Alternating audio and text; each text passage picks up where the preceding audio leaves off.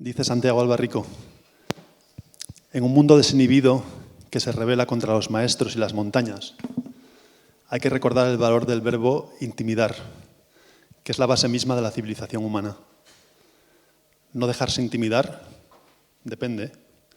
No dejarse intimidar por el Himalaya, por el Duomo de Orvieto, por un niño dormido, por la mujer amada, por la crítica de la razón pura, por las elegías de Duino, por un árbol viejo. Hoy me declaro intimidado ante la tarea de presentar a un maestro, a mi maestro, en un escenario como este y para clausurar un congreso tan estimulante como el que hemos compartido durante estos 2 días. Agradezco una vez más a toda la gente que lo ha hecho posible y que ha tratado pues, todas estas actividades con tanto cariño, y a toda la gente que hemos estado aquí. Y dicho esto, y en vez de presentar a Santi Albarrico reivindicándole como gran filósofo poeta o como poeta filósofo, como recientemente lo hacía Berta García Faet, voy a presentaros a Santi a través de mi particular relación con su obra. Creo que nos conocimos hace 17 años. Probablemente yo le conocía a él antes por sus artículos, pero el primer libro suyo que leí tiene un título que me encanta: Vendrá la realidad y nos encontrará dormidos. Aún me emociono al recordar este libro, al recordar relatos como Jazmines y bombas, en el que Santi contrapone la belleza de la muerte de su abuela, anciana que fallece rodeada en la cama por su familia, que la contrapone con las bombas asesinas, las mismas bombas que Israel lanza hoy sobre Gaza. Santi vino a presentar su libro Asturias y, como decía antes, desde entonces se convirtió, entre otras cosas, en mi maestro.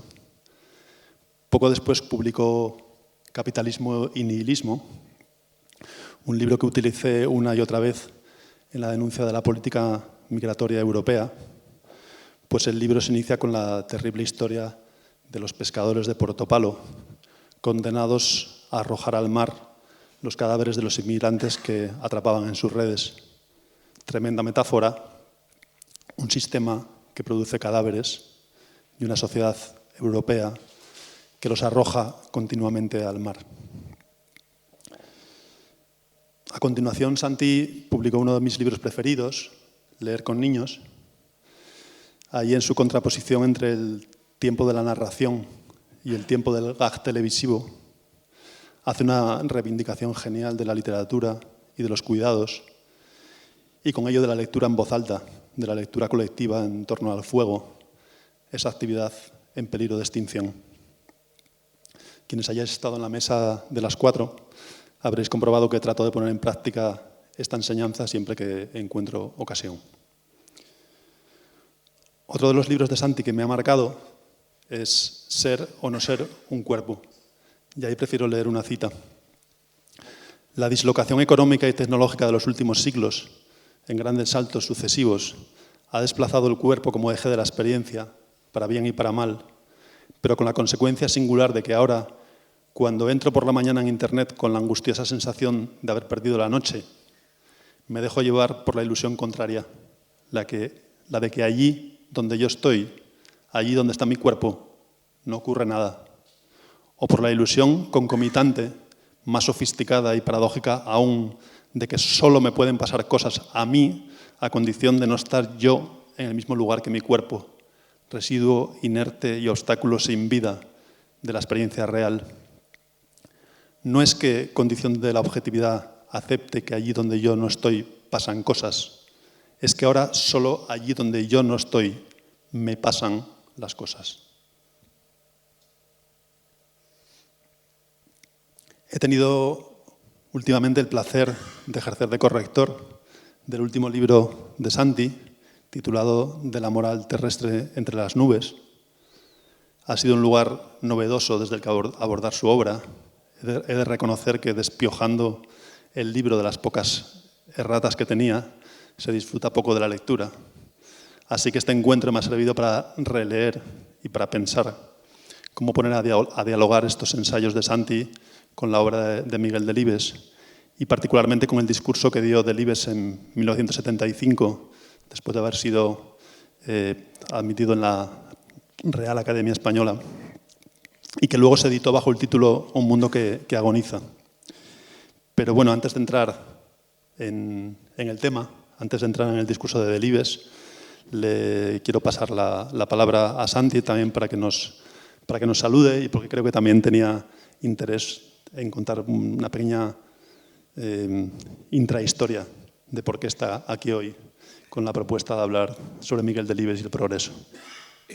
Bueno, pues buenas tardes. Y en efecto, pues antes de comenzar querría, por supuesto, dar las gracias a los organizadores y maldecir un poco a Germán Labrador, al que admiro y aprecio mucho, pero que me ha metido en un lío del que no sé si voy a saber salir manteniéndome a la altura de la presentación que ha hecho mi amigo Eduardo. Yo he tenido una relación muy pugnaz con Miguel Delibes, algunas de cuyas razones no viene al caso mencionar, en parte también por la misma razón por la que tuve una relación dificultosa con Galdós, relación de la que ha hablado en otro de mis libros, que se llama España, y que tiene que ver con estos prejuicios izquierdistas de gente de mi generación frente a la literatura española. Entonces, pues Miguel Delibes, mientras yo leía autores franceses muy extravagantes, me parecía un tipo castizo y rancio, cuya lectura he ido aplazando muchos años. Hace yo creo que 2 o así, no me acuerdo, porque el tiempo se ha derretido por culpa de la pandemia y es como un lago sin orillas y sin asideros y sin boyas, pues Germán me pasó este discurso y la verdad es que me dejó perplejo, me sacudió mucho leerlo. Y ahora pues me pidió, y yo soy muy complaciente, y más aún con Germán, me pidió que bueno, pues en el marco de este congreso en el que he escuchado pues intervenciones refinadísimas y concretísimas, yo me dedicase un poco a divagar en torno a la obra de Miguel Delibes. Y esta es un poco la historia.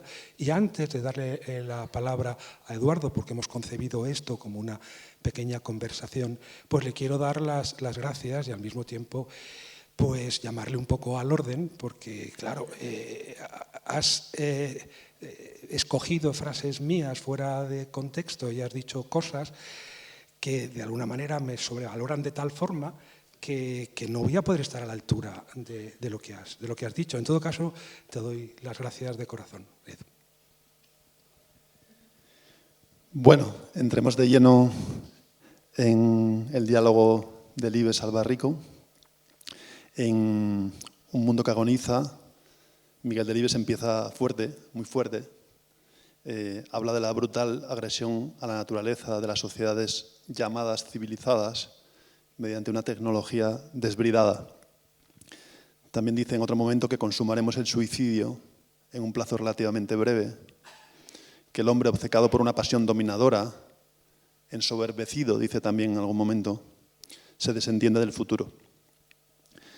Bueno, leyendo este texto de Delibes, he encontrado unas líneas de Santi que creo que pueden dialogar con esto que está diciendo Miguel Delibes. Dice Santi: entre una mina y un árbol hay una diferencia, si se quiere, de rango existencial.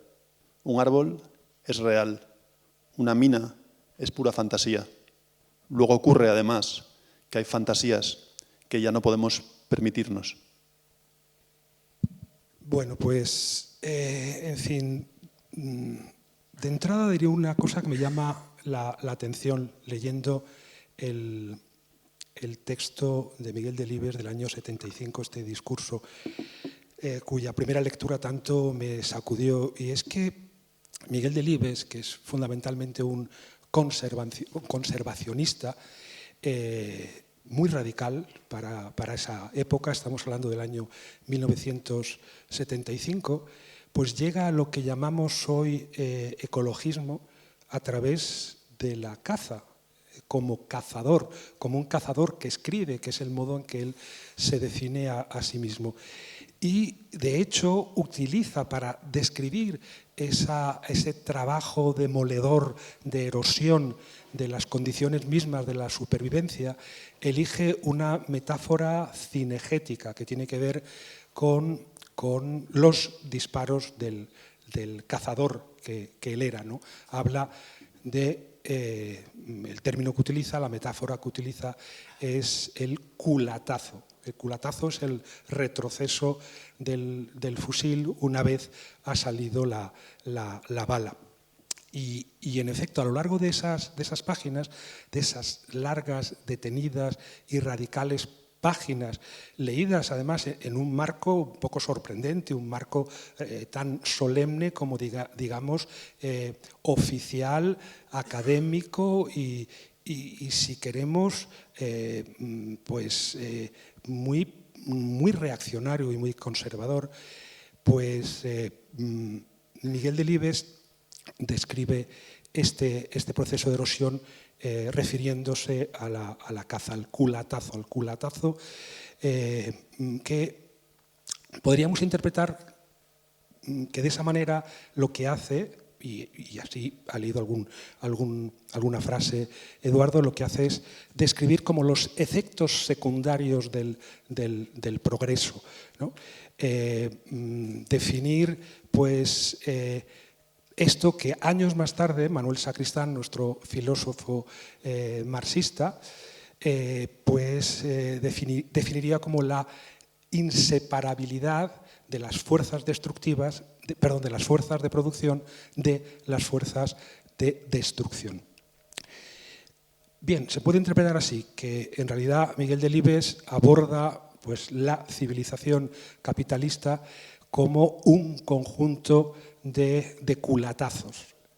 Pero yo creo que va más lejos, que cuando Miguel Delibes está hablando de las consecuencias del DDT, cuando está hablando de la posibilidad de accidentes nucleares, cuando está hablando de las mareas negras, cuando está hablando de todas aquellas, hablando de la iatrogenia médica, en un momento en que también lo hacía Ivan Illich, al que mencionaré luego si hay tiempo, pues está yendo más lejos por un motivo, porque lo que se está preguntando Miguel Delibes no es tanto qué efectos secundarios, dañinos o destructivos ha introducido un progreso que podríamos defender por otros motivos, porque ha introducido, como él dice, pues sí, en efecto, hoy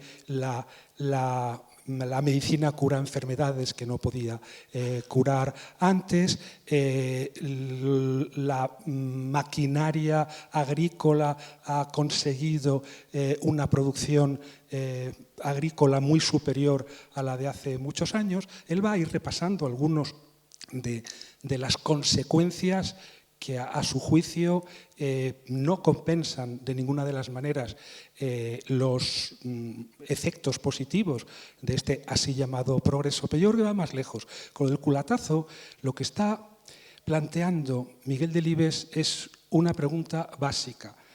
Él, que era cazador, que era un cazador muy específico, Miguel Delibes, en sus páginas sobre caza, que son maravillosas. Es decir, yo me he quedado realmente hasta tal punto cautivado leyendo a Miguel Delibes que me han entrado ganas de resucitarlo y de irme de caza con él. Yo que jamás he disparado un arma y que además me horroriza en la sangre.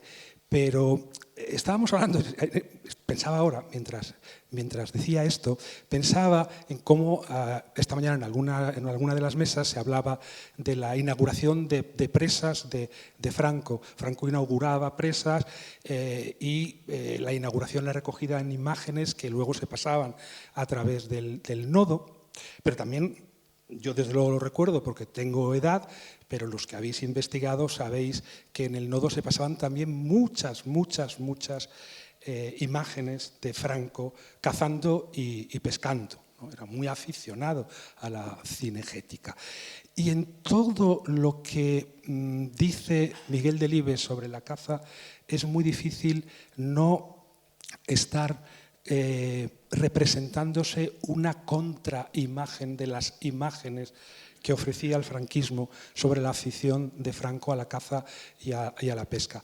De hecho, él hace una defensa de la caza, como dice, de la caza a rabo, frente a la caza a ojeo y la caza de reclamo. Y dice, y es muy bonito, y vamos a ver qué tiene que ver con lo que ha planteado Eduardo, él dice que en la caza de rabo o a rabo, que es la que él ha practicado siempre y que está también en trance de desaparición, cuando él escribe en los años 80 y 90 algunos artículos y textos sobre la caza, dice, en un diálogo con el Barbas, en un texto que se llama La caza de la perdiz roja, dice que en la caza a rabo se caza con las piernas y con la nariz del perro y no con la escopeta.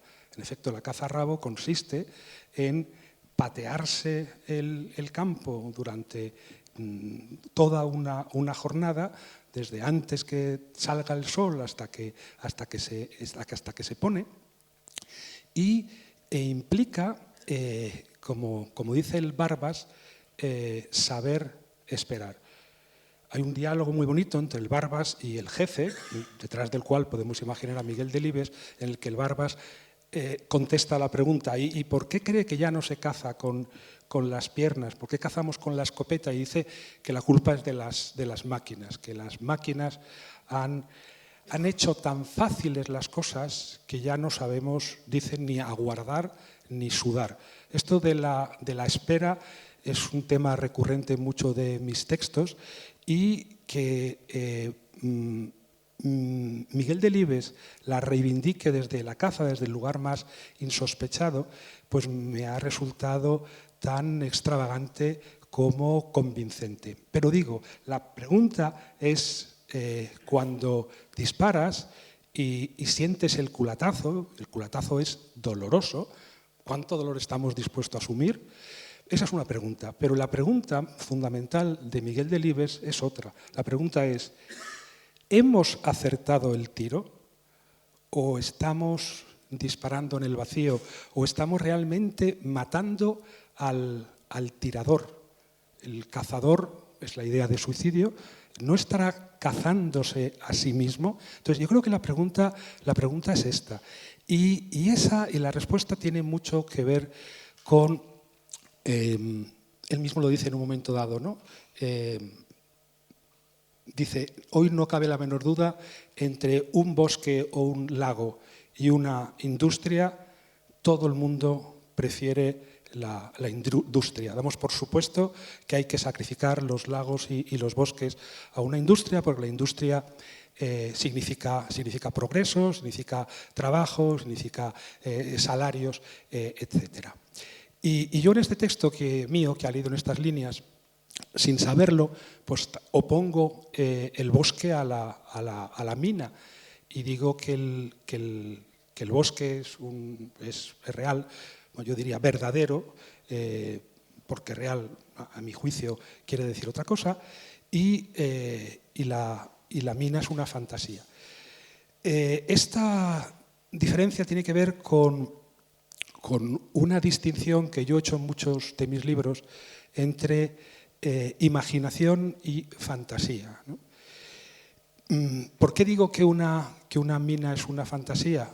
Pues digo que una mina es una fantasía porque de alguna forma no tiene ninguna relación con los cuerpos ni con las cosas. Las fantasías consisten básicamente en pasar por encima de las cosas y pasar por encima de los cuerpos. Y no tiene nada de malo tener fantasías sexuales o tener la fantasía de volar sin alas. El problema es cuando uno quiere llevar a la realidad la fantasía. Es decir, una gran fantasía era la de Hitler de pensar que el mundo estaba racialmente jerarquizado, que los arios eran superiores y que en virtud de su superioridad no solamente debían dominar el mundo, sino que les estaba permitido exterminar a todos aquellos que no encajaran en su plan racial. Eso es una gran fantasía. Otra gran fantasía, obviamente, es el capitalismo, es decir, un sistema íntimamente de ibris, de exceso, que no puede representarse en los límites, para el cual los límites son obstáculos, y esos límites son todos los objetos del mundo. Por lo tanto, una fantasía deja por el camino todas las criaturas terrestres. Frente a la fantasía que tenemos, pues tenemos, eso me ha gustado mucho, el libro de Eduardo es fabuloso, cómo va a ser una montaña un dios, y ha acabado su intervención precisamente recordando esta cuestión, de alguna forma, de frente a la fantasía hay que introducir límites. Con los límites introducimos siempre la imaginación. La imaginación es muy limitada. De todas las facultades de la ética terrestre, digamos que la imaginación es la más limitada, porque al contrario que la fantasía, que es vertical, es horizontal, porque al contrario que la fantasía, que es aérea, es absolutamente terrenal. Y porque además necesita siempre chocar con algo para poder ir más lejos. Necesita un vector diminuto al alcance de la mirada y lo suficientemente próximo como para poder mensurar, como para poder medir sus contornos.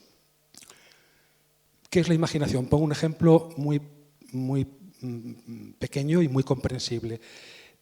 Cuando uno ve a una persona muy mayor, encorvada, que apenas puede tenerse en pie, que cojea, que está perdiendo la cabeza, una fantasía te lleva a decir, yo nunca seré como él.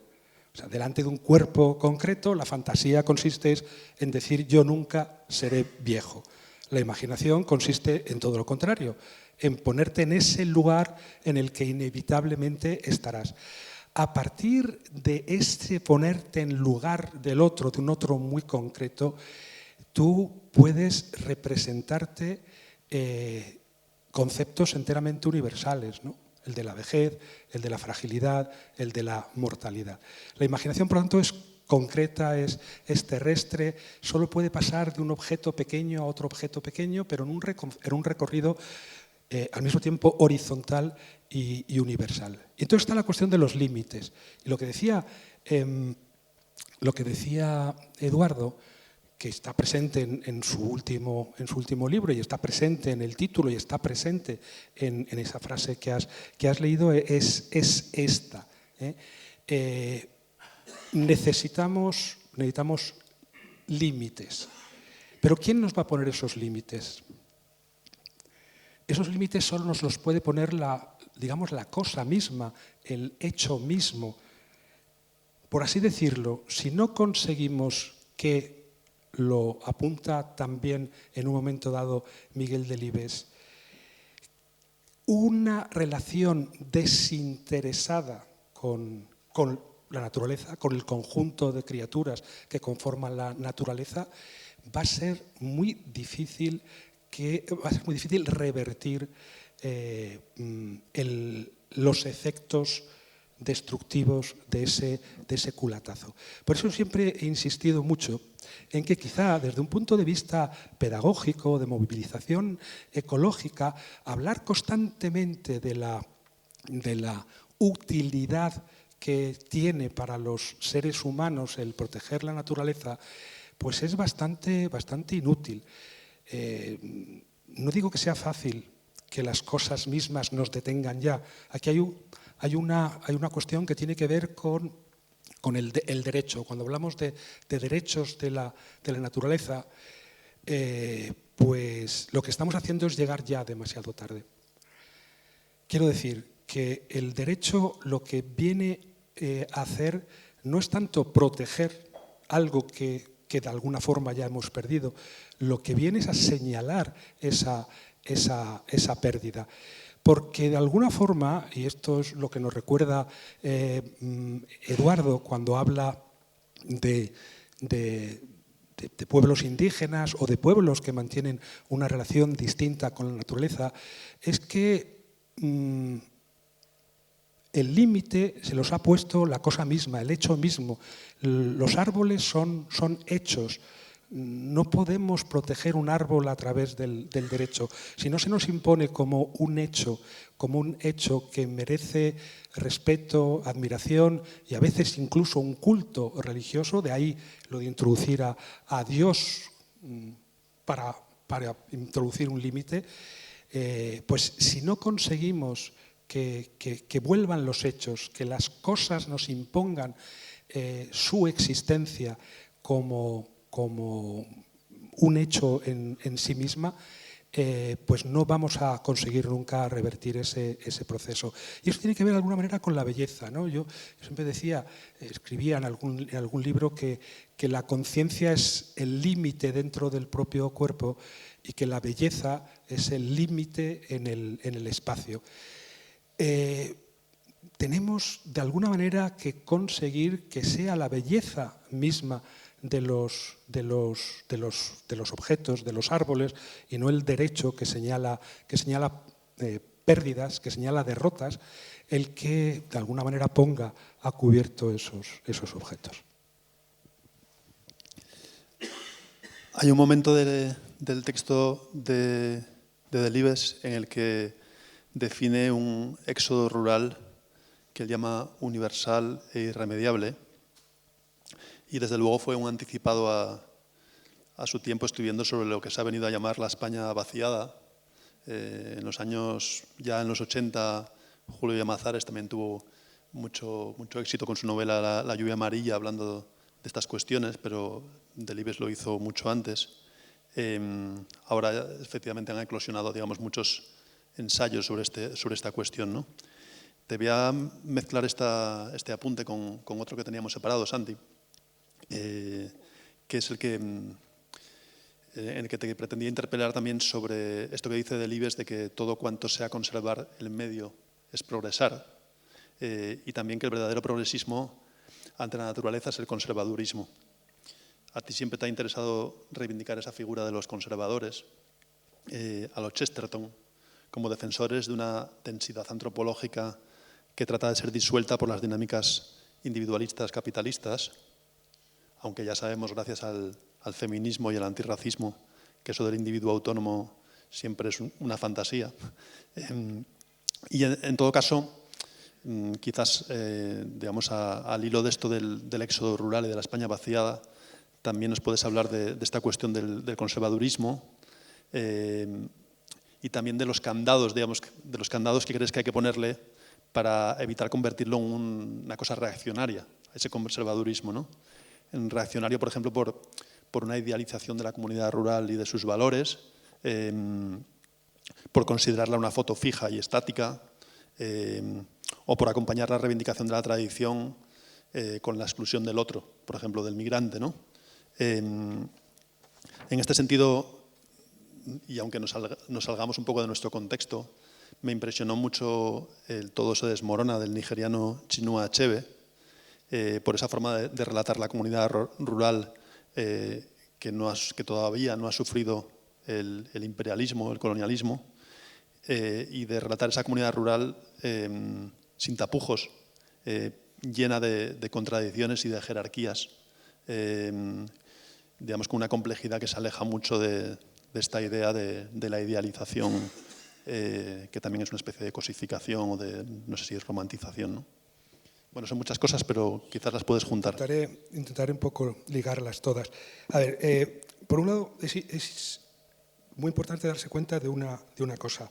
Entre 1950, que es el año de la publicación de El Camino, que es la tercera novela de Miguel Delibes, que es una novela bellísima, que desde luego hay que leer, y 1975, que es la fecha del discurso de ingreso en la academia, pues han ocurrido muchas cosas decisivas en España, de las que en efecto yo ayer no pude asistir, pero ya he visto que a lo largo de la jornada de hoy pues también han salido constantemente a colación, ¿no? O sea, se ha producido el plan de estabilización de 1959 de Ullastres y Sardá, se ha producido la emigración masiva al extranjero. Esto es importante porque en 1960 se hace la ley de emigración, cuyo primer párrafo reconoce el derecho de los españoles a emigrar. Es un derecho que de alguna manera ha estado o prohibido o muy restringido durante los años siguientes. En 1950, Delibes publica El Camino. En 1951, Nieves Conde, un director de cine falangista, realiza una de las mejores películas neorrealistas del cine español que se llama Surcos, que está concebida como un medio de propaganda para evitar que los campesinos, los hombres del campo, de los pueblos, emigren a Madrid. Esa emigración, que finalmente es de hasta 3 millones de personas que vacían el medio rural, se convierte también en algo muy parecido a esta neocolonización de los inmigrantes que hoy en España, tras haberlos de alguna manera colonizado en sus propios países, los hemos traído para colonizarnos en nuestro propio territorio. Y eso implica además mecanismos de desprecio del otro, de construcción negativa del otro, ¿no? Hablabais antes de la figura del paleto, ¿no? En la película, obviamente, los protagonistas, la familia protagonista de Surcos, es tratada con enorme desprecio, buscan trabajo incansablemente, pero vienen del campo y en consecuencia o no les dan trabajo, o les dan trabajos mal remunerados y muy exigentes desde el punto de vista físico, y por lo tanto de alguna forma la única alternativa, y por ahí desliza curiosamente un director que es de la Falange y por lo tanto del régimen, una crítica al régimen franquista, la única alternativa es la astucia, convertirse en trilero o en mafioso, en acabar siendo de alguna manera un peón de un dirigente corrupto del régimen.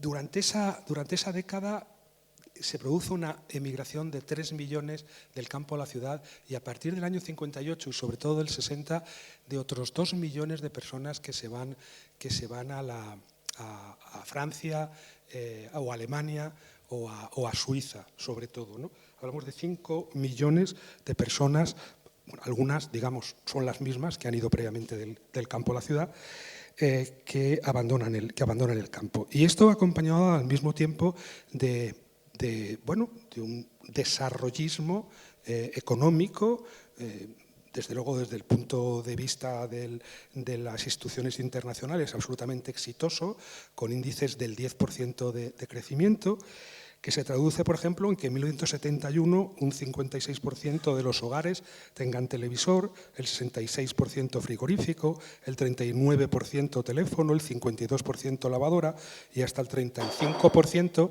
un automóvil propio. En el año 57 se fabrica el primer 600, en el año 61 se hace la Ley Nacional de Carreteras, que forma parte de ese modelo desarrollista que trata al mismo tiempo como de urbanizar el campo, como sabemos, con estas carreteras que atraviesan el centro de los pueblos, como un presunto vector de desarrollo rural. Entonces, esto es lo que ocurre entre el 50 y el 75. Y a todo esto hay que añadir, para contextualizar el discurso de Delibes, la crisis del petróleo, ¿no? En el año 73, la guerra que los israelíes llaman del Yom Kippur, la guerra de octubre, según los egipcios, pues se traduce en una limitación de la producción petrolera como boicot por parte de los países del mundo árabe productores de petróleo. Y se genera, aumentan obviamente muchísimo los precios de petróleo y por lo tanto se genera una crisis que de alguna manera retrospectivamente recuerda remotamente a lo que hemos vivido con la pandemia en estos años y también con la crisis energética consecuencia de la guerra de Ucrania. Se traduce en una recesión, pero también en un parón del consumo en un país que, como os digo, en el año 71 empezaba a despegar, y un poco en toda Europa y desde luego en la Europa del sur se produjo ese parón. Y eso creo que se ve bien en el carácter sombrío o ominoso, un poco agorero de las páginas del discurso de ingreso en la academia. Y además es muy interesante, quiero decir, para debates contemporáneos como el que magníficamente expone Emilio Santiago en su libro Contra el mito del colapso, para abordar esos debates es muy interesante, fijaos, porque en ese contexto Delibes se teme que ocurra lo siguiente. Dice, a lo mejor ocurre que la crisis no se supera, que la crisis continúa y que en consecuencia nos acostumbramos a nuevos supuestos de consumo o de acceso a mercancías. Y dice esto, el problema es que eso no será como resultado de un espíritu, dice literalmente, de regeneración y de enmienda. Sencillamente soportaremos la calamidad. En otro texto, en otra novela de Miguel Delibes, se apunta también a esta idea del colapso como una hipótesis a la cual el protagonista del relato dice no sobreviviría. Estoy hablando de una novela del año 78 que es, a mi juicio, de las peores novelas de Miguel Delibes, que es El disputado voto del señor Cayo, que es interesante porque tiene de alguna manera dos partes. La primera, que discurre en la ciudad, en Valladolid, en vísperas de las elecciones legislativas, en despachos de campaña, obviamente del Partido Socialista Obrero Español. El protagonista es este hombre Víctor, que es futuro diputado, que tiene que hacer campaña. Esa primera parte, incluso lingüísticamente, es muy débil. Yo creo que Miguel Delibes ahí, pues, para reproducir el lenguaje coloquial de la época, de las clases medias urbanas politizadas, pues acaba recurriendo a expletivos e interjecciones que resultan muy poco creíbles, ¿no? Por ejemplo, utiliza todo el rato la interjección macho, que es verdad que yo recuerdo que cuando era pequeño se utilizaba constantemente para interpelar a tu amigote, ¿no? Pero no resulta creíble. En cambio, la segunda parte, desde un punto de vista literario, es mucho más potente, ya discurre en el campo y como cada vez que Delibes escribe una trama en el medio rural, construye un artefacto lingüístico poderosísimo. Y hay, no sé si recordáis la trama, y no me importa hacer un spoiler, soy un defensor absoluto de los spoilers. Es imposible analizar textos o películas sin hacer spoiler. Bueno, pues llega a un pueblecito muy pequeño del norte de Castilla y en el que solo viven dos personas, solo hay dos habitantes, y entran, bueno, digamos tres, porque es una cosa que es penosa, porque el tercero es una mujer. El tercero es la mujer del señor Cayo, que en fin, está allí como un pilar periférico, como un pilar escondido, como un pilar apenas visible de la propia supervivencia del señor Cayo. Pero el caso es que el señor Cayo deja absolutamente conmovido a Víctor. Ha ido a pedirle el voto y cuando se marcha de allí lo que hace es entrar en un bar del pueblo más cercano y emborracharse totalmente y de alguna manera echarse a llorar y hacer este discurso que es muy interesante. Dice, no está aquí, está por aquí. Aquí. Él dice, ¿pero para qué he venido aquí? ¿Cómo voy a redimir al Redentor? Ese hombre no nos necesita. ¿Por qué es más cultura nuestra cultura? ¿De veras te parece más importante recitar Althusser que conocer las propiedades de la flor del saúco? ¿Con qué derecho pretendemos arrancarle de su medio para meterlo en el engranaje? Bueno, meterle, porque Delibes era leísta, como él mismo dice, y además sus leísmos son también preciosos. Y añade, nosotros, los listillos de la ciudad, hemos apeado a estos tíos del burro con el pretexto de que era un anacronismo y los hemos dejado a pie. ¿Y qué va a ocurrir, añade aquí, Lali, que es su compañera de campaña? ¿Me lo puedes decir el día en que todo este podrido mundo no quede un solo tío que sepa para qué sirve la flor del saúco? Y entonces, cuando va a ver al secretario del partido, en este estado, borracho, maltrecho anímicamente y negándose a asumir su condición de futuro diputado, le propone esta hipótesis, que es la hipótesis en efecto del colapso. Dice, imagina por un momento que un día los dichosos americanos aciertan con una bomba como esa de neutrones que matará a todo Dios menos al señor Cayo y a mí. ¿Te das cuenta? Si eso ocurriera, yo tendría que ir corriendo a Cureña, a arrodillarme ante el señor Cayo y suplicarle que me diera de comer. ¿Comprendes? El señor Cayo podría vivir sin Víctor, pero Víctor no podría vivir sin el señor Cayo. Bueno, uniendo estas dos cosas, uniendo los datos que he dado de lo que ocurre en España y en toda Europa entre el año 1950 y el 1975, y estas dos como cenestesias o anticipaciones de un colapso, después del cual, como en los diálogos de Platón, solo sobrevivirían unos cuantos hombres rudos y salvajes y quizá unos cuantos nombres, unas cuantas palabras, pues recordaría que lo que ocurre en esos años en Europa y en el mundo, al menos en el mundo occidental, es decisivo. O sea, según Eric Hobsbawm, en su historia del siglo XX, es lo más decisivo que ha ocurrido en el siglo XX. Él dice lo que ocurre es el fin del neolítico. El fin del neolítico en todos los sentidos. Del neolítico, digamos, como forma de relación con la naturaleza, pero también como forma de relación de unos seres humanos con otros seres humanos. Y eso, en efecto, Hobsbawm lo relaciona con lo que él va a llamar una civilización desbocada.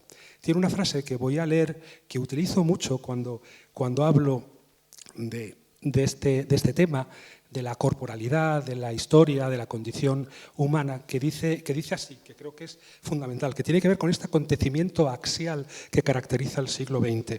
Dice, entre las cuestiones importantes que suscitan estas nuevas perspectivas, la que nos lleva a la evolución histórica del hombre resulta esencial.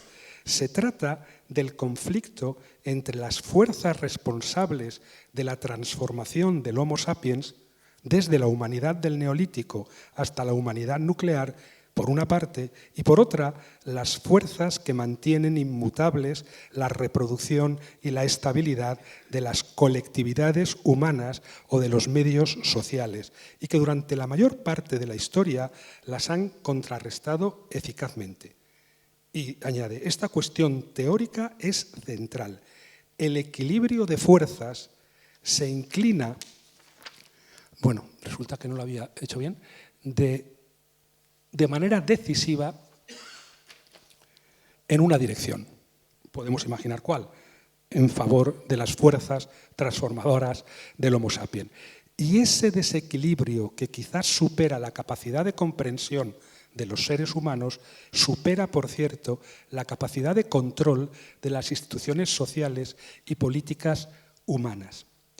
Yo creo que en Miguel Delibes hay una defensa clara del neolítico. Enseguida añadiré que hay muchos neolíticos posibles, pero entiende perfectamente esto que dice Hobsbawm desde Inglaterra, cómo se ha roto ese equilibrio, ¿no? Yo cuando no tengo mucho tiempo para extenderme, pero yo hago una diferencia entre naturaleza humana, condición humana y condición histórica del ser humano. Y opongo de alguna manera la condición humana, que tiene que ver en efecto con la reproducción, con la repetición, con la tentativa de mantener quieto el mundo, frente a esa condición histórica que no empieza con el capitalismo, pero que el capitalismo desde luego acelera. Podemos decir que de algún modo que lo que ocurre bajo el capitalismo es que ya solo o casi solo hay condición histórica, o que la condición humana es de tal manera absorbida en el vientre de la ballena de la historia que ya no puede vivir, digamos, al margen de la historia. Tiene que tomar los mandos si quiere introducir algún cambio o si quiere sencillamente conservar las criaturas que formaban parte de ese neolítico. Y esa ruptura tiene que ver también con la pérdida de control y con la dificultad para poder imaginar otro neolítico posible.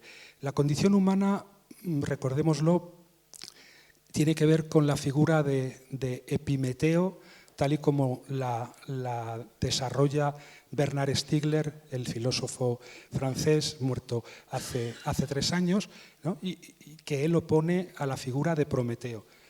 Todos recordamos la figura de Prometeo, que es un titán. Que sea un titán, además, es importante en la mitología griega. Quiere decir que no forma parte del panteón de los dioses. Los titanes son los que se rebelan contra Zeus y, por lo tanto, digamos que tienen mala prensa dentro del panteón mitológico griego. Roba el fuego para entregárselo a los seres humanos. Se considera esto como el motor civilizacional por excelencia. Y los dioses lo castigan. A mí esto sí me parece importante recordarlo. La ambigüedad con que la sociedad griega trata la figura de Prometeo. Y creo que eso tiene que ver también con la condición humana. Naturalmente, este relato mitológico lo están contando los griegos alrededor de un fuego, calentándose las manos o asando un cordero. Por lo tanto, saben lo importante que es para ellos el fuego. Pero al mismo tiempo les parece muy bien que Prometeo sea castigado de una manera tan cruel, ¿no? A ser devorado todos los días por un buitre, de tal manera que todos los días le vuelve a crecer las entrañas, que son devorados una y otra vez en el Tártaro, en estos ingeniosísimos castigos circulares que concebían los griegos. Entonces, Prometeo es salvador, pero es un ladrón también, y a los ladrones hay que castigarlos. Y del otro lado tenemos a Epimeteo. Sabéis que Prometeo quiere decir el que ve las cosas por anticipado. Epimeteo quiere decir exactamente lo contrario, el que ve las cosas solo demasiado tarde. Y Epimeteo es de alguna manera el responsable, según el Protágoras, en el mito que cuenta Platón en el Protágoras, es responsable de que los seres humanos nos veamos desnudos y desvalidos, mientras que todos los otros animales tienen alguna defensa a la que recurrir. Los erizos tienen pinchos, los osos tienen garras y piel muy dura, y las águilas vuelan, y las tortugas tienen caparazones. Los seres humanos no tenemos nada, y esto por un error, por una falta de previsión de Epimeteo, que siempre ve todo demasiado tarde. Y por eso Zeus pues, tiene que dar a los seres humanos esas dos cosas singulares, que son el aido, que es Dike, que es la justicia, y Aido, que es el pudor, que es el pudor de la mortalidad, la conciencia de la fragilidad, que paradójicamente se considera en el mito platónico como una protección frente a la fragilidad. Bueno, digamos que los seres humanos nos parecemos más a Epimeteo, y si tenemos que pensar en cómo abordar la cuestión fundamental, que es qué alternativa tenemos para este progreso desbocado y sin límites que nos está llevando a la autodestrucción, tenemos que contar, como dice Emilio Santiago, con el material humano realmente existente. Y ese material humano es doble. Por un lado tiene que ver con esta oposición, que yo diría que es de larga duración, que tiene que ver con la condición humana, con ese equilibrio roto entre Epimeteo y Prometeo. Tiene que ver por tanto, con el hecho de que Prometeo se ha impuesto, Prometeo, la gran figura del progreso decimonónico, se ha impuesto claramente. Epimeteo, que siempre ve todo demasiado tarde, ya no es capaz de frenar sus excesos, de frenar su ibris, y hay que contar con un ser humano que ve todo demasiado tarde. A Delibes le inquieta esto, ¿no? Le inquieta mucho esto. Dice, frente a una calamidad los seres humanos nos vamos a acostumbrar, porque es verdad, ¿no? O sea, en fin, suele ocurrir que sustituimos una cosa mejor por otra peor, pero mientras siga siendo visible y se yerga nítida en el espacio y nos permita alrededor construir vínculos más o menos llevaderos, pues no vamos a vivir la degradación. Por ejemplo, no vivimos la degradación que supone la pérdida de belleza. Pues si no hay un templo hermoso, pues hay un edificio de apartamentos y ponemos unos tiestos en el balcón y también nos parecen bonitos. Y nos vamos como acostumbrando a una degradación que tiene que ver con esta necesidad que tenemos de reproducción, de repetición. Y ya no somos capaces de detener a Prometeo. Pero hay que contar con ese material, con que parte del material con el que tenemos que trabajar, si queremos construir una alternativa, tiene que ver con esta escala de la condición humana de larga duración en la que una criatura que es al mismo frágil y lingüística trata de repetirse a sí misma y de frenar a Prometeo y no puede y lo ve todo demasiado tarde. ¿Qué es lo que pasa con el derecho? Que el derecho forma parte de la condición humana y no de la condición histórica, como forma parte de la condición humana el reconocimiento de límites en sí mismos.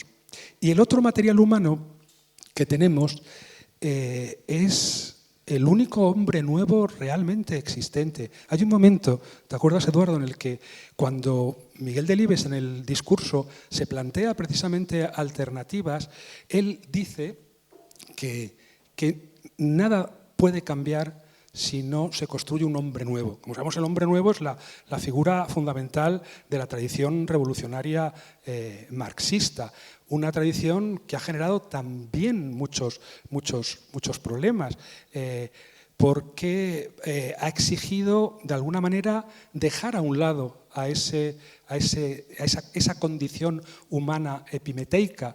Para construir el hombre nuevo era necesario un nivel de compromiso, de heroísmo, de atletismo moral al que no está al alcance de la mayor parte de los sujetos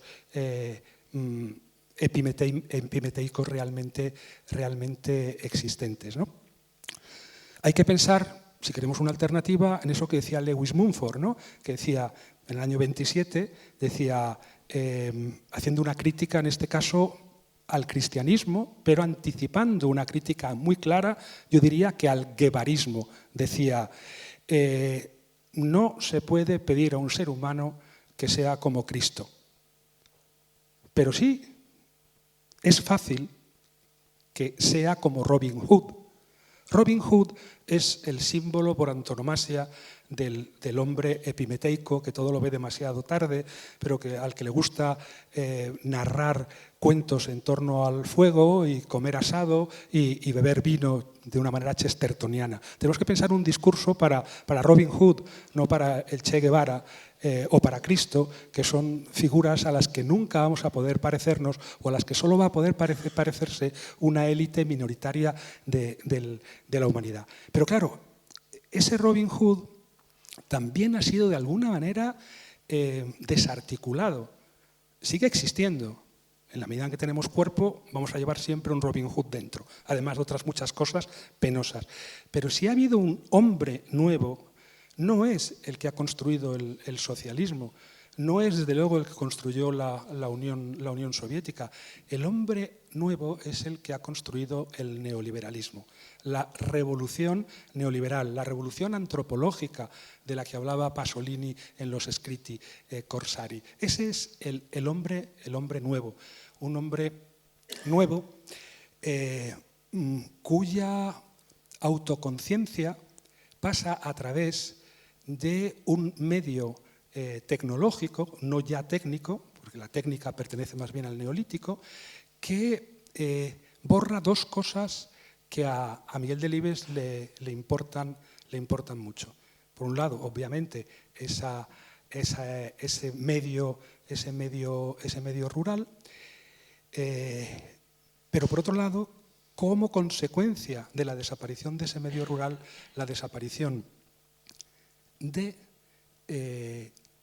lenguaje y la desaparición de los individuos. Esto es importantísimo porque, claro, no nos cansamos de insistir en que vivimos en una sociedad individualista. Precisamente lo que dice en el discurso de ingreso en la Academia del IBES, pero que queda muy claro en muchos de sus relatos rurales, que desde luego queda claro en Las ratas, que es un texto prodigioso, o en Los santos inocentes, es que defendiendo el neolítico estamos defendiendo la individualidad. Aquello que distingue a cada ser humano de otro ser humano como una criatura insustituible y reconocible. Lo que desaparece, viene a decir Miguel Delibes, son dos cosas. Desaparece el campo y desaparece el yo. Esto parece contraintuitivo, pero es cierto. Y si desaparece el campo y desaparece el yo, luego asumamos con reservas estas dos formulaciones tajantes, pues resulta que tampoco tenemos a dónde huir. Ya no podemos huir al campo porque no existe el campo, como huían al desierto los santos padres del desierto entre el siglo II y el V, como San Antonio, San Atanasio o Pafnucio, y tampoco podemos huir al yo, porque ¿qué encontramos en el yo? Yo hablaba, parafraseando a Walter Benjamin, hablaba alguna vez, parafraseando el famoso título de Benjamin, del yo en la época de su reproductividad tecnológica. Y esto a Delibes le importa mucho. Él habla de la serie, la fábrica, él habla todavía de la fábrica que produce mercancías en serie, también produce seres humanos seriados, serializados. Claro, Delibes vivió luego la cuarta revolución tecnológica porque murió en el 2010, pero en el año 1975 él se limitaba a anticipar un fenómeno que obviamente no ha hecho sino radicalizarse y agravarse. La desaparición del yo, es decir, la coincidencia, como dice Stigler, entre los flujos de conciencia y los flujos de imágenes tecnológicas, que es lo que caracteriza a las nuevas tecnologías, lo que ha producido en el marco de la desaparición del campo es la proletarización del ocio, dice Stigler. De la misma manera que llamamos proletarización a la pérdida de control sobre los medios de producción, llamaremos proletarización del ocio a la pérdida de control sobre los medios recreativos o sobre los medios a través de los cuales pues nos proporcionamos placer o nos proporcionamos cultura, que son los medios precisamente a partir de los cuales se producen todos los fenómenos de individuación. En consecuencia, la pérdida del campo en esos años va acompañada de otro hecho axial, que es el desplazamiento de los mecanismos de extracción de beneficio por parte del capitalismo del ámbito de la producción al ámbito del ocio, es decir, del ámbito del espacio al ámbito del tiempo. El tiempo pasa a ser también colonizado, el tiempo libre, el tiempo de ocio pasa a ser uniformizado y por lo tanto desaparece el yo. Todo aquello que creemos singular en nosotros en realidad es fruto de una serialización indisociable de las nuevas tecnologías. Y eso le preocupa muchísimo a Miguel Delibes, la pérdida de la individualidad. Y recuerda mucho, no puede haber dos perfiles más diferentes que Pasolini y Miguel Delibes. Pasolini, sus escritos Corsari los escriben en el mismo año, pero los dos están preocupados por esta pérdida de individualidad, que por un lado se reconoce en los rostros, en la pérdida, digamos, de personalidad facial, pues, y es obvio que es así, porque nos parecemos a lo que miramos, nos parecemos a los objetos que manipulamos y nos parecemos también a la gente que nos mira. Y desde luego, si trabajamos en el campo, nos acabamos pareciendo a los rayos del sol que nos broncean y nos producen arrugas. Y obviamente pues la homogeneización de las dietas, pero también de los cuidados, de las imágenes que todos contemplamos a través de las nuevas tecnologías, han producido una pérdida clara de personalidad facial, de individualidad física y al mismo tiempo también de individualidad lingüística, ¿no? Que yo creo que querías hablar de eso. Y no te he contestado lo del conservadurismo, bueno, que es importantísimo, pero sí, es importante. No, bueno, ya lo introduzco ahora. Si no, en el debate. Sí. No, sigue. Sí, de hecho, no sé muy bien, porque la verdad es que no hemos hablado del tema de los tiempos. Hay dos cuestiones importantes que habíamos hablado que queríamos tratar. Entonces te las voy a nombrar a las dos juntas, aunque vayan por separado, para que tú manejes el tiempo como quieras y para que luego también no monopolice yo las preguntas y pueda haber un tiempo para que podáis también comentar desde allá abajo, ¿no? Entonces las dos cuestiones así principales que nos quedaban precisamente es esta de la cuestión del lenguaje, por un lado. Hay un momento en el que Delibes dice: muchas de mis palabras, aricar, agostero, escardar, celemín, soldada, helada negra, alcor, pronto van a necesitar notas aclaratorias. También dice que sus personajes hablan poco, más contemplativos que locuaces, y que más que por individualismo es por escepticismo, por la degradación del lenguaje, inútil ya para entendernos. Y tú precisamente tienes un ensayito en tu último libro que habla de la extinción de los insectos, que dices que son las almas inmortales del mundo, y también de la muerte de los nombres. Los nombres, como los insectos, también se mueren. Y hay también otro momento del libro en el que alertas de lo que llamas inseguridad lingüística. Entonces quizás esto que comentas puede casar fácilmente con lo que estaba hablando de Delibes sobre las palabras que se pierden, ¿no? Y la otra cuestión que nos quedaba por tratar es que el final del discurso de Delibes termina como una apelación a la moral. Dice: ensanchar la conciencia moral universal, la misma que detuvo la intervención americana en Vietnam, dice Delibes. Y mira qué casualidad que tú has titulado tu último libro de la moral terrestre entre las nubes. Y dices lo siguiente: durante, digamos, 5.000 años los humanos hemos ido construyendo trabajosamente una moral terrestre que de pronto ha quedado fuera de juego, mientras nuestros cuerpos, viejos como insectos, siguen tratando de aplicar sus reglas y valores en el vacío. Ahora todo es mar, o mejor dicho, todo es aire, como ya anticipaban Marx y Engels en el Manifiesto Comunista. Entonces nos quedan estas dos cuestiones, el tema lingüístico, el tema de las palabras y el tema de esta coincidencia en el uso del término moral por parte de Delibes y por parte de tuya en tu última publicación. Fíjate de las palabras, has citado algunas como aricar, pero y tolva, y tollo, y tera, y apeonar, y amonar, y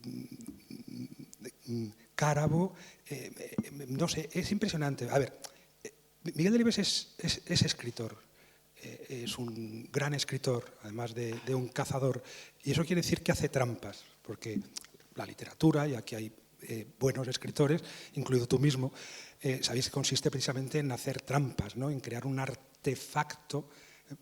Las palabras que usa Delibes son un fiel reflejo de las que usaban los campesinos de Sedano, de Burgos o de Valladolid. Pues yo creo que no todas ellas. Yo me he molestado en hacer una búsqueda y algunas que incluso son americanismos, ¿no?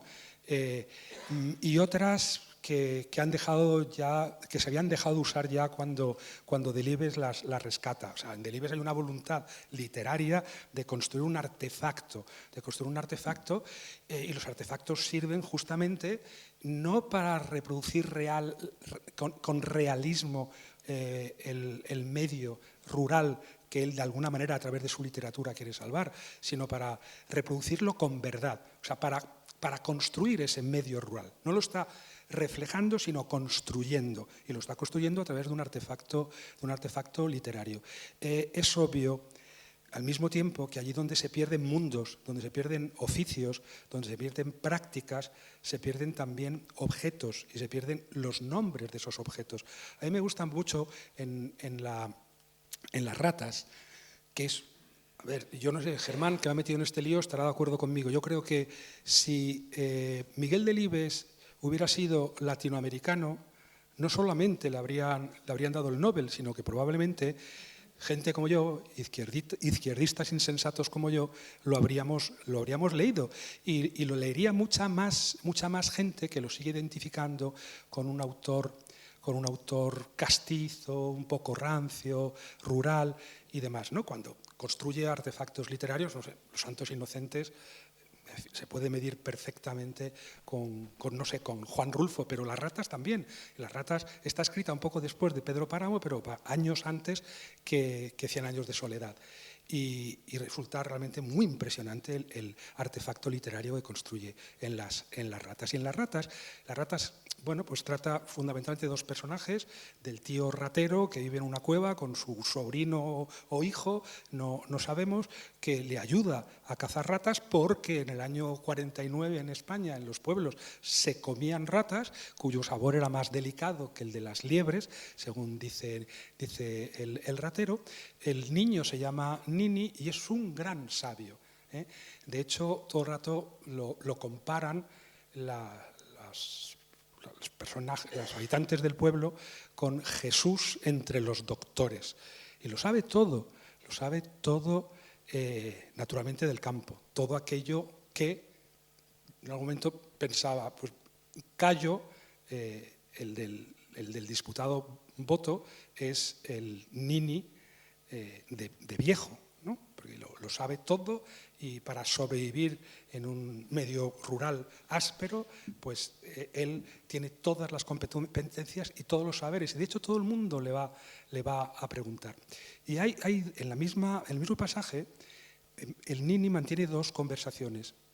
Una con Rosalino, parte de la cual se cita en el discurso de la Academia, que es cuando Rosalino, que le consulta todo lo que tiene que ver con el tiempo, con los animales, con la composición de la tierra, se le ha estropeado el tractor. Y entonces le dice que por favor eche un vistazo al carburador. Y el Nini responde, ¿el carburador? Eso es inventado. Y con eso es inventado, no tiene ni idea de lo que es un carburador, está diciendo dos cosas el Nini. Está diciendo, por un lado, que eso lo han fabricado los los seres humanos y no la naturaleza, y por lo tanto él no tiene ni idea de algo que ha fabricado otro ser humano. Pero por otro lado también está diciendo que eso es ficción, eso no existe, eso no es verdadero, eso no sirve en realidad para nada.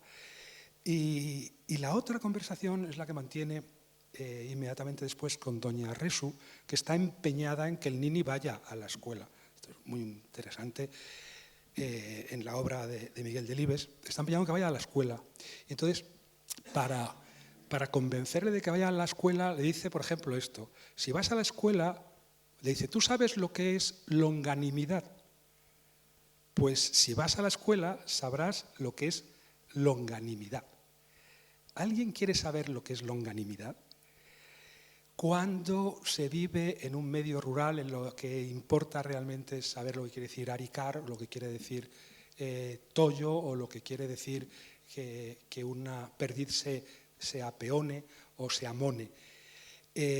Longanimidad. Entonces, o ponerse a saber, que es por cierto el de los ingenieros, en el mismo pasaje se le dice, mira, es que serás como el ingeniero, ese ingeniero, por cierto, que ha llegado al pueblo o que va todos los años al pueblo con los jornaleros extremeños a intentar repoblar de árboles el pueblo, los alrededores del pueblo, y fracasa una y otra vez sin entender algo que dice el nini. Es que esto es el norte de Castilla, aquí no van a crecer esos árboles, ¿no? Entonces él no quiere ser como el ingeniero y no quiere tener el don, y él quiere vivir en la cueva con su tío.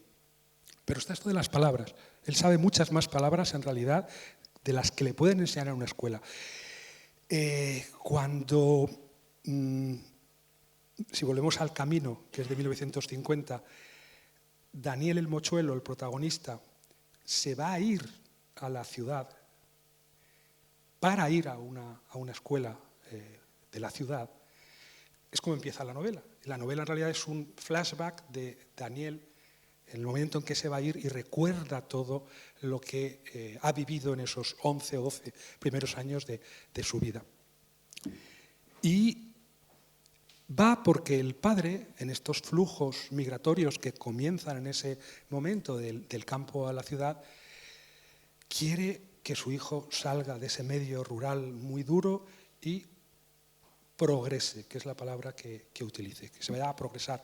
Y el nini no quiere progresar de ninguna de las maneras. El progreso es esto que nos ha contado Miguel Delibes, y en Miguel Delibes está algo así, en esta reivindicación del mundo rural, está también como es curioso, ¿no? Un tipo que fabrica artefactos literarios tan sofisticados y tan refinados que esté como la tentación del analfabetismo. Es decir, a través del lenguaje, a través de la escritura, hemos perdido los nombres, que es una paradoja. Hemos perdido los nombres de las cosas precisamente porque las nombramos. Las nombramos en un medio en el que acabamos aprendiendo la palabra longanimidad y ya no aprendemos la palabra tollo o otera o alcor. Y eso a Miguel Delibes le parece una tragedia. La escuela. No voy a perderme ahora, pero es que me dan muchas ganas de poner en relación esos textos de Miguel Delibes con la famosa polémica que en esos mismos años se produce entre Iván Illich, al que he citado anteriormente, y Paulo Freire, en torno a la alfabetización. Paulo Freire está a favor de las campañas de alfabetización y de la utilización de la escuela para liberar a las clases desfavorecidas, a los indígenas, a los proletarios, y en cambio Iván Illich hace una impugnación al completo, ¿no? Con una versión de lo que en su libro Emilio Santiago llama holismo, ¿no? Por lo tanto un sistema dentro del cual hasta tal punto están conectadas cada una de las piezas con la pieza concomitante, con la pieza adyacente, que si quieres cambiar ese sistema tienes que cambiarlo por completo. Y Iván Illich propone empezar por la escuela, ¿no? Escribe ese libro, La sociedad desescolarizada, donde dice que la escuela en realidad no enseña nada. Un poco como lo que queda reflejado en las ratas. Y es curioso porque Ivan Illich, por cierto, habla de los tractores. Dice que hay que prohibir los tractores porque precisamente si uno quiere manejar un tractor tiene que ir, quiera o no, a la escuela, al menos para hacer la escuela primaria. Por lo tanto, si los tractores son el mal y para reproducir el mal tenemos que ir a la escuela va asociada al mal, de tal manera que hay que... Digo todo esto añadiendo que yo he aprendido mucho más de Ivan Illich que de Paulo Freire, pero naturalmente he aprendido a oponerme a Ivan Illich, que maneja argumentos muy poderosos. Bueno, en cualquier caso, lo que tenemos es un Miguel Delibes que defiende las palabras de alguna forma contra la escuela, que defiende las palabras porque querría devolverlas a un medio que él ve que está desapareciendo, que ya ha desaparecido y con el cual van a desaparecer esas palabras. Esas palabras no van a desaparecer porque con ellas ha construido un artefacto literario imponente Miguel Delibes. Pero esto al mismo tiempo tiene que ver con lo del conservadurismo. ¿Y qué es lo que hay que conservar? Lo que hay que conservar, paradójicamente, son las cosas.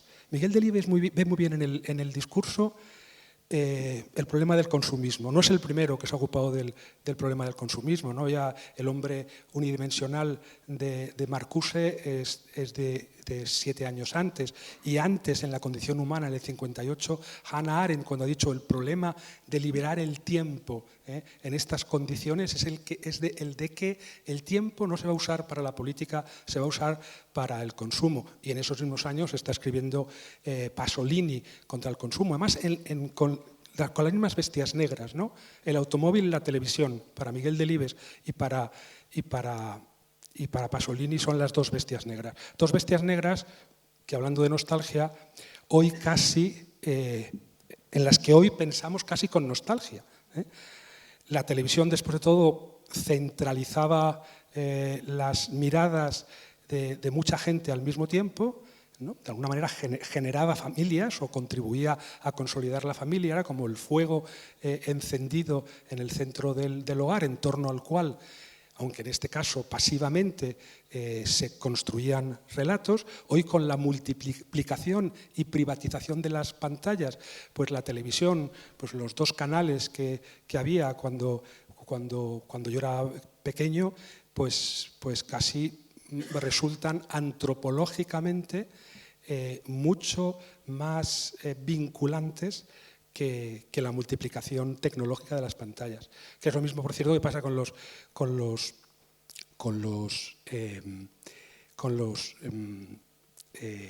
centros comerciales, ¿no?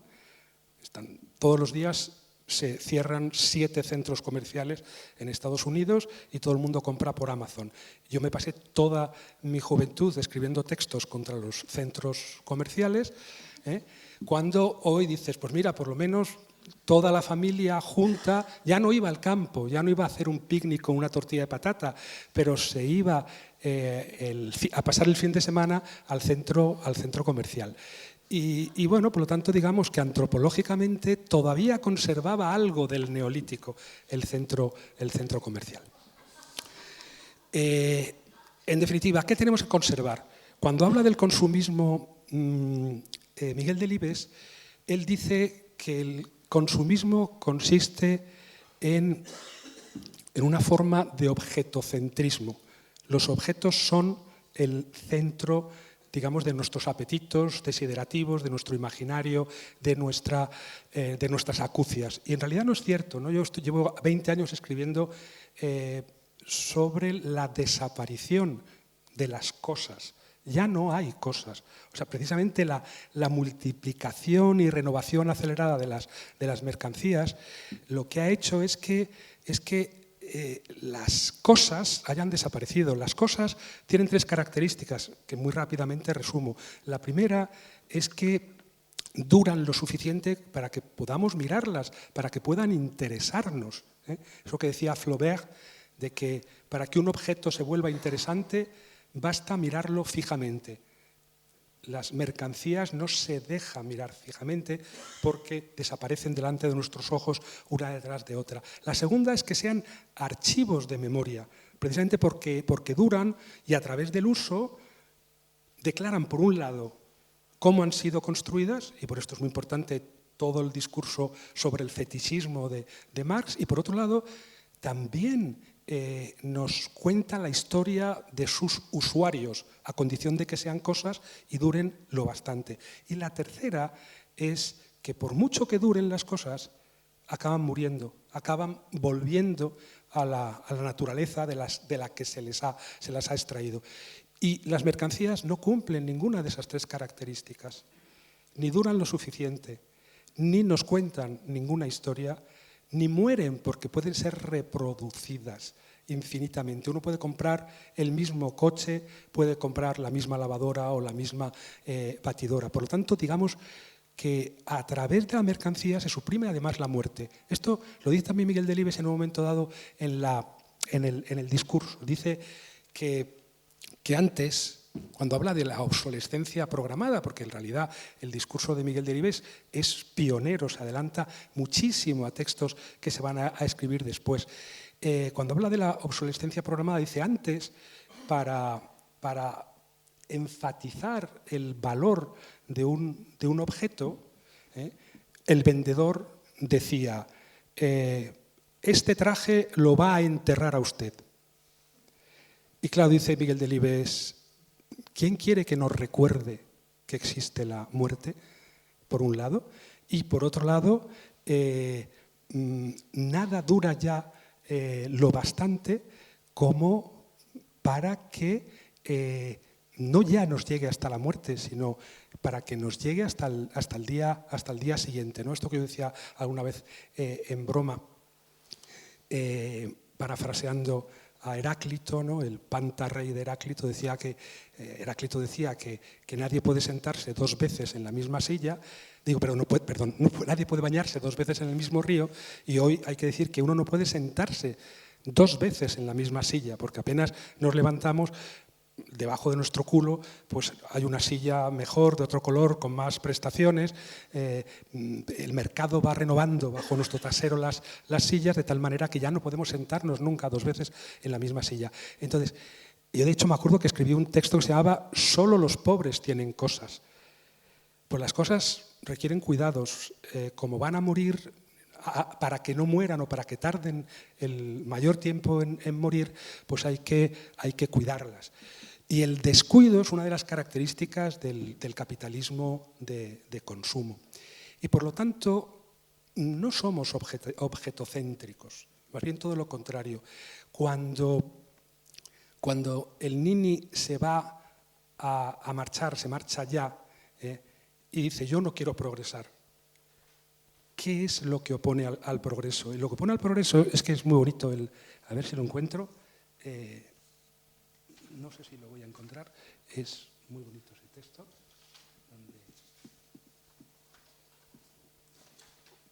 A ver, es que es una enumeración de cosas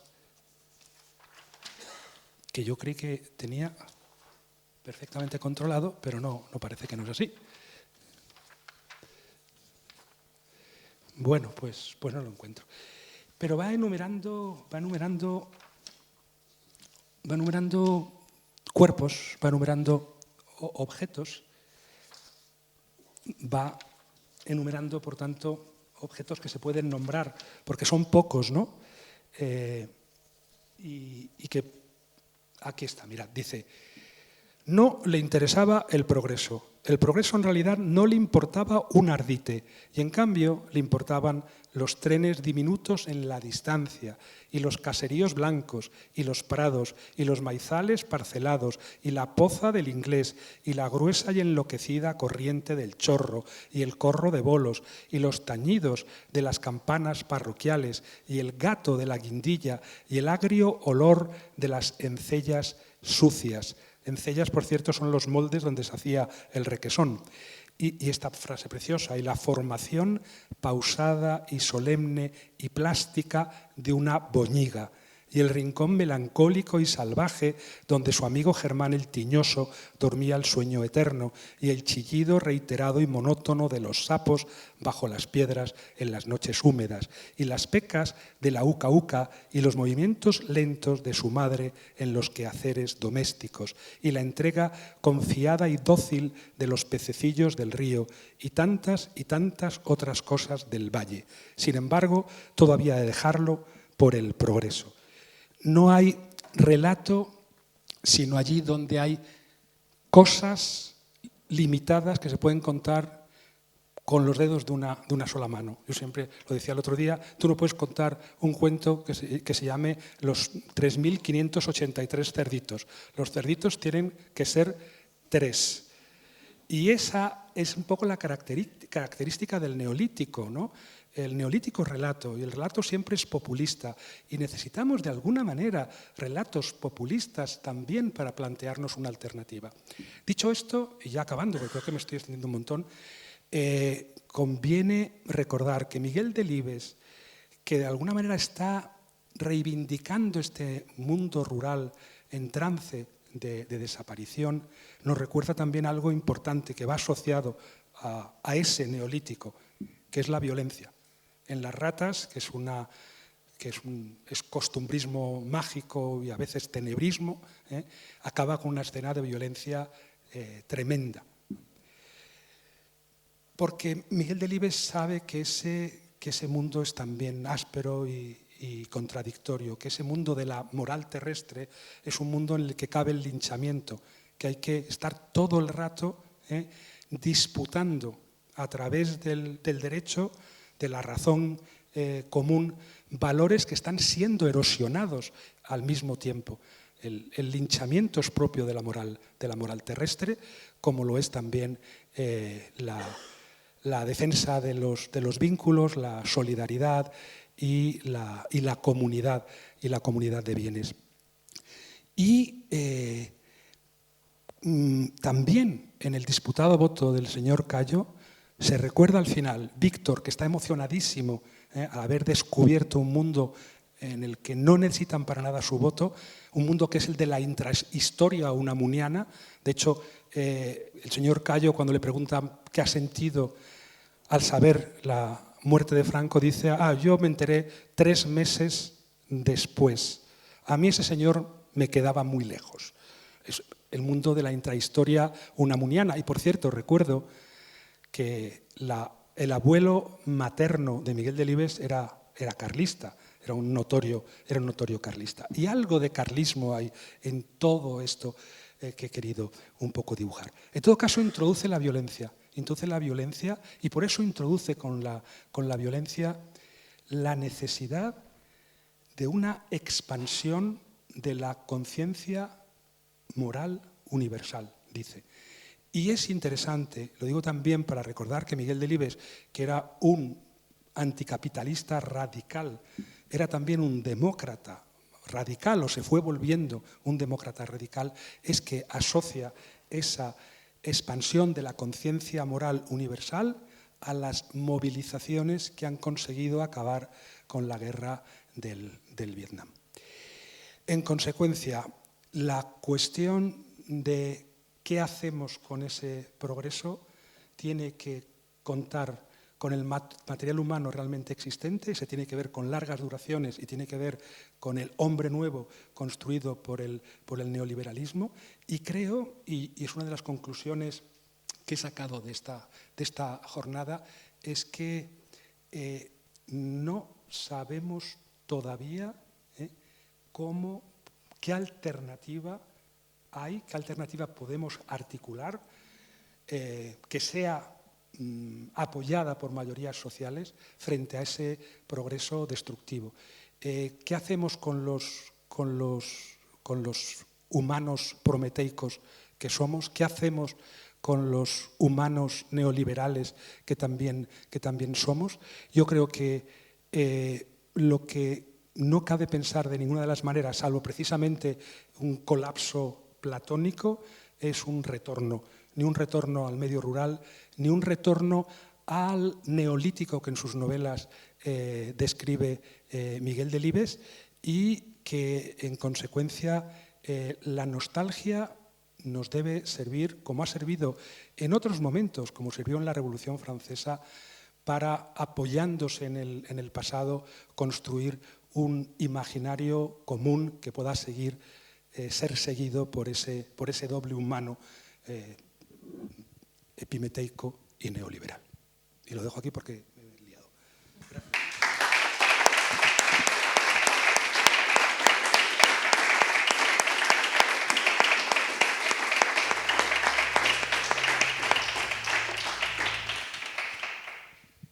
Bueno, tenéis la palabra. No sé cuánto tiempo tenemos, la verdad. No sé si me lo podéis apuntar por ahí el tiempo que nos queda.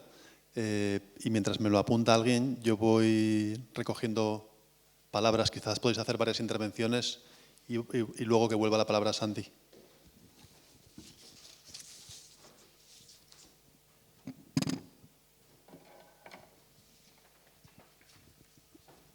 Germán. Gracias, Santiago. Ha sido un placer escucharos. Nada, es una curiosidad. No sé si te asomaste al hereje. Vale. Y la otra cosa que me llama mucho la atención, que no sé cómo meter también dentro de este mapa, no la tengo pensada, es todo el trabajo que hizo, ¿no?, en el norte de Castilla como director. O sea, al final era alguien que no solo estaba en la caza de la perdiz roja, sino estaba en la fábrica de la cotidianidad franquista y en las negociaciones complejísimas y no siempre muy limpias, ¿no?, que implicaba estar en esa fábrica, ¿no? Nada, sin más. Primero te reprocharé que no me hayas dado bien la bibliografía. He leído lo que tú me has dicho. Me dicen, ¿se escucha, no? Me dicen que solo tenemos 10 minutos, entonces, antes de que vuelva la palabra a Santi, mejor que si puede haber alguna palabra más y que luego él tenga la última. Por ahí atrás, sí. Sí, solo una pregunta, si no queda mucho del neolítico, si piensas que queda del paleolítico, en cuanto a conformación biológica, corporal, psicológica en el ser humano. Por ahí hay, creo que sí, mejor con el micro porque está grabando. No, pero están grabando también las preguntas para que se escuche la gente que está viéndonos online.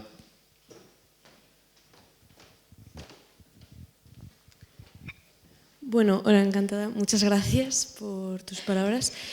Simplemente quería decir que, estudiando un poco, yo creía que el neolítico había acabado mucho antes.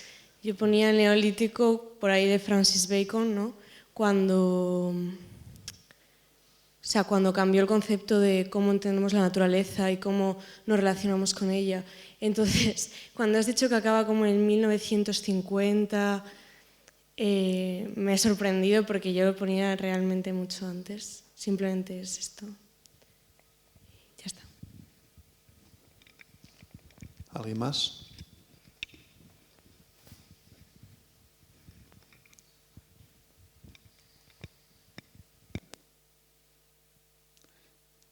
Leila.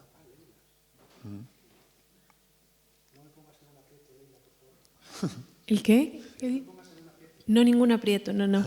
Siempre me alucina que puedas hilar tantas ideas en una hora. En ese papel o en ese equilibrio entre la nostalgia y el progreso, ¿qué papel ocupa? Y bueno, sobre todo como lo has centrado en Delibes, ¿qué visión tenía o crees que tenía Delibes del papel de las mujeres en todo esto?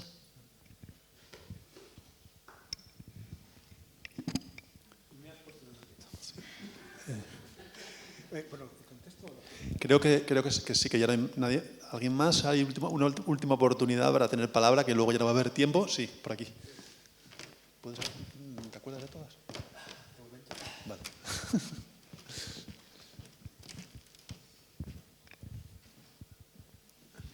Gracias.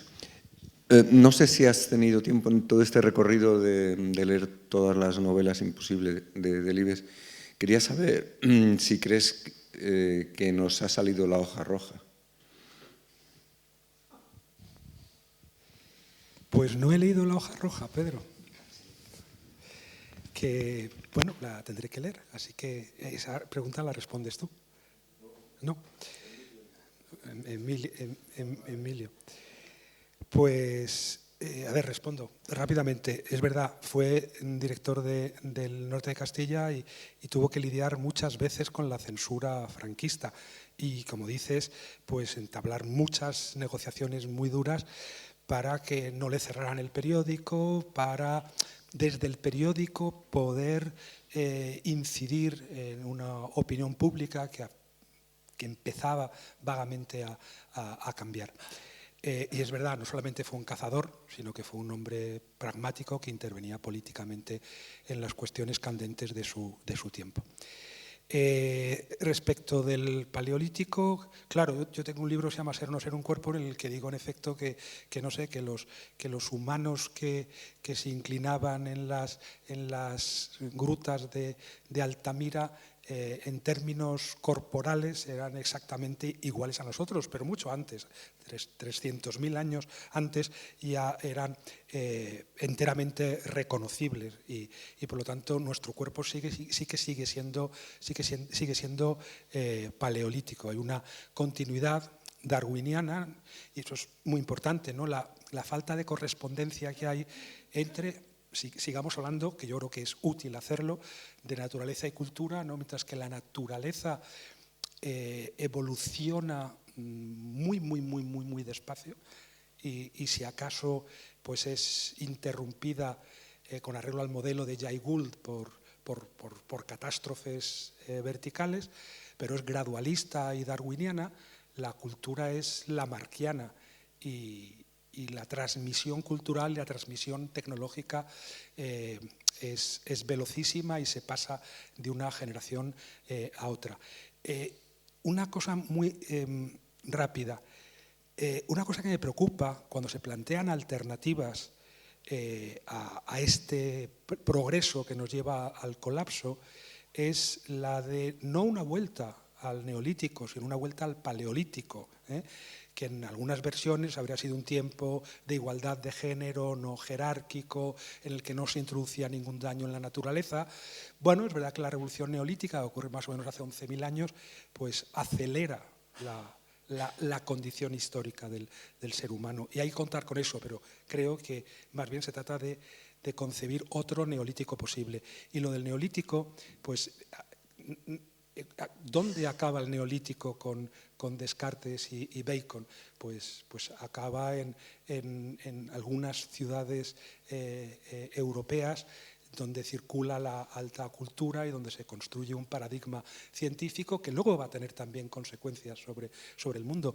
Pero digamos que los grandes desplazamientos de población rural a las ciudades, hasta el punto de que se invierte por completo la proporción, se producen en la segunda mitad del siglo XX y por eso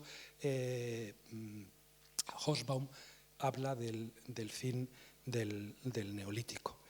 Y Leila, no hay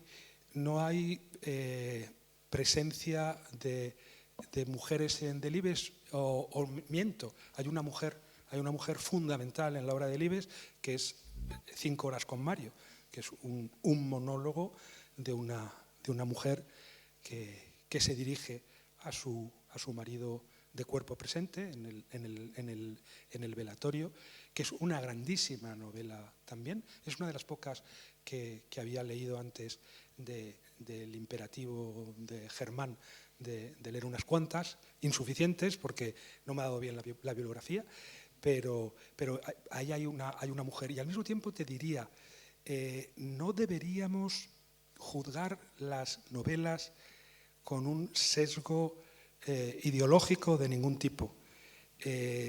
Tenemos una tendencia creciente a valorar una novela, una narración, un relato con arreglo a los parámetros que consideramos políticamente correctos en términos de género, de raza o de clase. Y creo que es un grave error, porque como la verdad enseña mucho más que la ideología, de cualquier relato verdadero puedes aprender muchas más cosas sobre el género, la racialización y la clase, que con un panfleto que deja en evidencia el compromiso del autor con la clase, la descolonización o el género. Precisamente la peor novela de Delibes es El disputado voto del señor Cayo, porque es una novela de tesis. Fíjate, yo diría que es la misma diferencia que hay entre Doña Perfecta de Galdós y Miau o Torquemada o la de Bringas, ¿no? Las novelas contemporáneas. En Galdós, Doña Perfecta es una novela de tesis y a mí me resulta un coñazo. Mientras que el resto de la obra de Galdós, o la mayor parte de las obras de Galdós, enseñan muchísimo más sobre lo que quiere transmitir Galdós que a través de un relato explícito como es Doña Perfecta. Y pasa lo mismo en Delibes, ¿no? Yo creo que Los Santos Inocentes es una obra demoledora en todos los terrenos y puedes aprender mucho más sobre la distribución de riqueza, la desigualdad de clase y la desigualdad de género a través de ese relato en el que hay algunas mujeres que ocupan un papel periférico, pero lo ocupan de tal manera que no puedes evitar reflexionar precisamente sobre el lugar que ocupan. Bueno, pues nada, que vamos a volver a agradecer de corazón a toda la gente que ha hecho posible este congreso y también a toda la gente que ha asistido a esta clausura y a la gente que ha estado en las mesas, especialmente a la gente que ha venido de lejos, de Portugal, de Italia, para poder estar aquí, y en general a todo el mundo que hemos compartido estos 2 días maravillosos que espero que puedan tener continuidad de alguna manera. Pues muchas gracias y hasta pronto.